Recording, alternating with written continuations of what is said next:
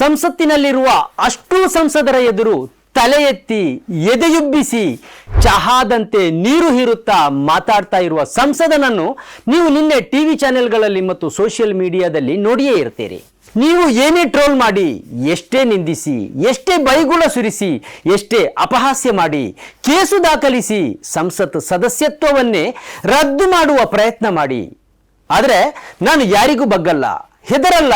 ನಿಮ್ಮ ಕಣ್ಣಿಗೆ ಕಣ್ಣು ಕೊಟ್ಟು, ನಿಮ್ಮ ಮುಖಕ್ಕೆ ಮುಖ ಕೊಟ್ಟು, ನೀವು ಬಯಸದ ಸತ್ಯವನ್ನು ಮತ್ತೆ ಮತ್ತೆ ಹೇಳುವೆ ಎಂಬಂತೆ ಸಂಸತ್ತಿನಲ್ಲಿ ನಡಕೊಂಡ ಸಂಸದ ಬೇರೆ ಯಾರೂ ಅಲ್ಲ, ರಾಹುಲ್ ಗಾಂಧಿ. इसमें नारावाने जी ने कहा है कि उनका मेमोआर है, उसे सरकार पब्लिश नहीं होने दे रही है.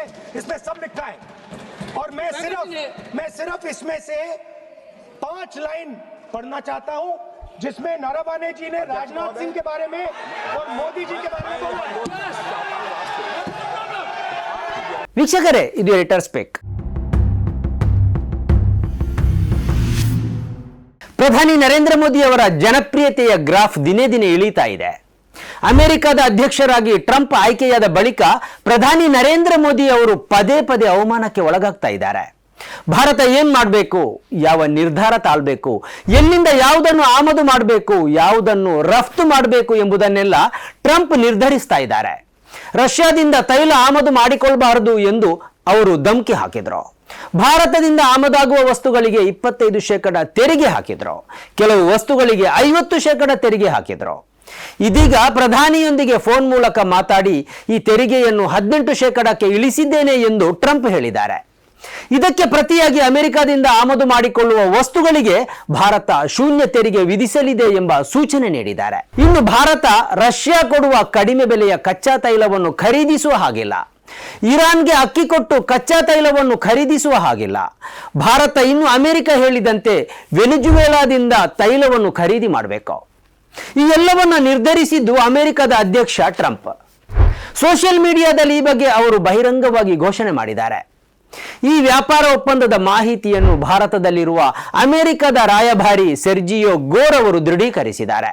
ಅಂದ್ರೆ ಪ್ರಧಾನಿ ನರೇಂದ್ರ ಮೋದಿಯ ಮೇಲೆ ಸಂಪೂರ್ಣ ಸ್ವಾಧೀನವನ್ನು ಟ್ರಂಪ್ ಪಡೆದುಕೊಂಡಿದ್ದಾರೆ ಎಂದೇ ಈ ಎಲ್ಲ ಮಾಹಿತಿಗಳು ಹೇಳ್ತವೆ. ಭಾರತ ಟ್ರಂಪ್ ಮುಂದೆ ಶರಣಾಗಿದೆ. ಭಾರತ ಏನ್ ಮಾಡಬೇಕು ಎಂದು ಅವರೇ ಹೇಳ್ತಾರೆ. ಒಪ್ಪಿಕೊಳ್ಳದಿದ್ದರೆ ತೆರಿಗೆ ಹಾಕ್ತಾರೆ. ಆ ಬಳಿಕ ಭಾರತ ಒಪ್ಪಿಕೊಂಡಿದೆ ಎಂದು ಹೇಳ್ತಾರೆ. ತೆರಿಗೆ ಕಡಿತಗೊಳಿಸ್ತಾರೆ, ಅದನ್ನೂ ಘೋಷಿಸ್ತಾರೆ. ಈ ಎಲ್ಲ ಸಂದರ್ಭಗಳಲ್ಲಿ ಮಾತಾಡಬೇಕಿದ್ದ ಪ್ರಧಾನಿ ನರೇಂದ್ರ ಮೋದಿ ಮೌನಕ್ಕೆ ಜಾರ್ತಾರೆ.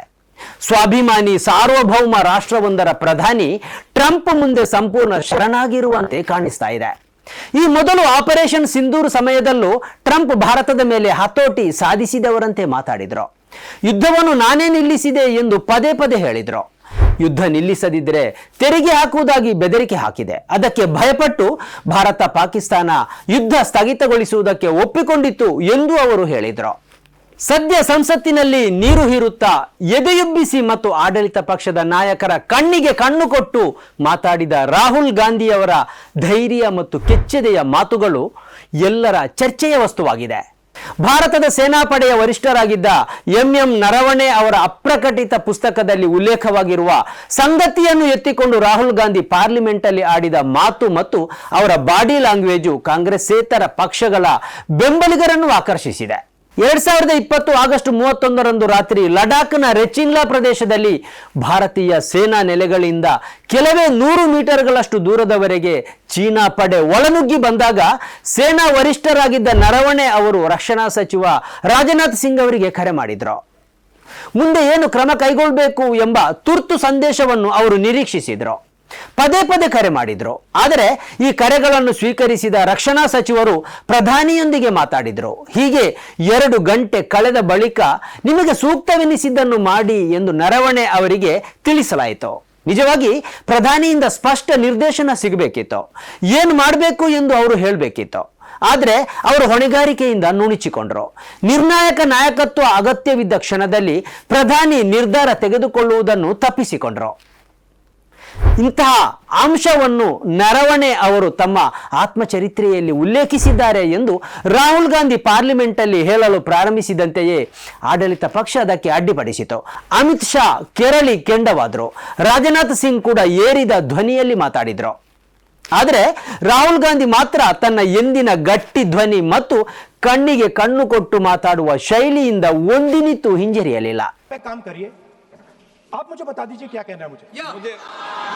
अच्छा एक मिनट बैठा। ಅಮೆರಿಕದ ಅಧ್ಯಕ್ಷರಾಗಿ ಟ್ರಂಪ್ ಆಯ್ಕೆಯಾದ ಬಳಿಕ ಪ್ರಧಾನಿ ನರೇಂದ್ರ ಮೋದಿಯವರ ಜನಪ್ರಿಯತೆಗೆ ಅತಿ ಹೆಚ್ಚು ಹಾನಿ ತಟ್ಟಿದೆ.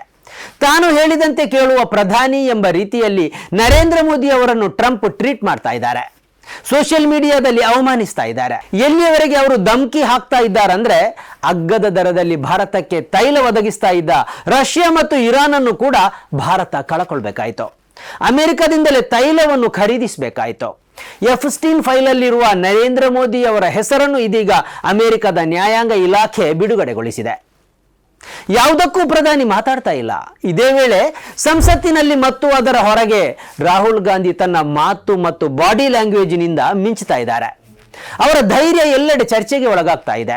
ಇಷ್ಟೆಲ್ಲ ಟ್ರೋಲ್ಗಳನ್ನು ಮಾಡಿಯೂ, ಕೇಸುಗಳನ್ನು ದಾಖಲಿಸಿಯೂ, ಅವರ ಸಂಸತ್ತು ಸದಸ್ಯತ್ವವನ್ನೇ ನ್ಯಾಯಾಲಯ ರದ್ದುಪಡಿಸಿಯೂ ಮತ್ತು ಅಷ್ಟೂ ಟಿವಿ ಚಾನೆಲ್ಗಳು ಅವರ ವಿರುದ್ಧ ಕಾರ್ಯಕ್ರಮಗಳ ಮೇಲೆ ಕಾರ್ಯಕ್ರಮಗಳನ್ನು ಮಾಡ್ತಾ ಇರುವುದರ ಹೊರತಾಗಿಯೂ ರಾಹುಲ್ ಗಾಂಧಿ ಕಿಂಚಿತ್ತೂ ಹಿಂಜರಿದಿಲ್ಲ, ಎದೆಗುಂದಿಲ್ಲ, ಹೆದರ್ತಾ ಇಲ್ಲ. ಇಂದಿನ ಶೈಲಿಯಲ್ಲಿ ಯಾವ ಭಯವೂ ಇಲ್ಲದೆ ಅವರು ಮಾತಾಡ್ತಾ ಇದ್ದಾರೆ. ಅದರ ಸ್ಯಾಂಪಲ್ ನೀರು ಹೀರುತ್ತಾ ಸಂಸತ್ತಿನಲ್ಲಿ ಅವರು ಆಡಿದ ಮಾತುಗಳು. ಸ್ನೇಹಿತರೆ, ನಿಮ್ಮ ಅದ್ಭುತ ಬೆಂಬಲದಿಂದ ಸನ್ಮಾರ್ಗ ನ್ಯೂಸ್ ಚಾನೆಲ್ ಈಗ 2 ಲಕ್ಷ ಸಬ್ಸ್ಕ್ರೈಬರ್ಗಳನ್ನು ದಾಟಿದೆ. ಇದು ನಮ್ಮ ಯಶಸ್ಸಲ್ಲ, ಇದು ನಿಮ್ಮ ಯಶಸ್ಸು. ನಮ್ಮ ಮುಂದಿನ ಗುರಿ 4 ಲಕ್ಷ. ಇದು ಕಷ್ಟವಲ್ಲ. ನೀವು ಮಾಡಬೇಕಾದದ್ದು ಸಿಂಪಲ್. ನೀವು ಸನ್ಮಾರ್ಗ ನ್ಯೂಸ್ ಚಾನೆಲ್ ವಿಡಿಯೋವನ್ನ ನಿಮ್ಮ ಸ್ನೇಹಿತರಿಗೆ, ಕುಟುಂಬದವರೊಂದಿಗೆ ಹಂಚಿಕೊಳ್ಳಿ ಮತ್ತು ಅವರಲ್ಲೂ ಸಬ್ಸ್ಕ್ರೈಬ್ ಮಾಡಲು ಹೇಳಿ.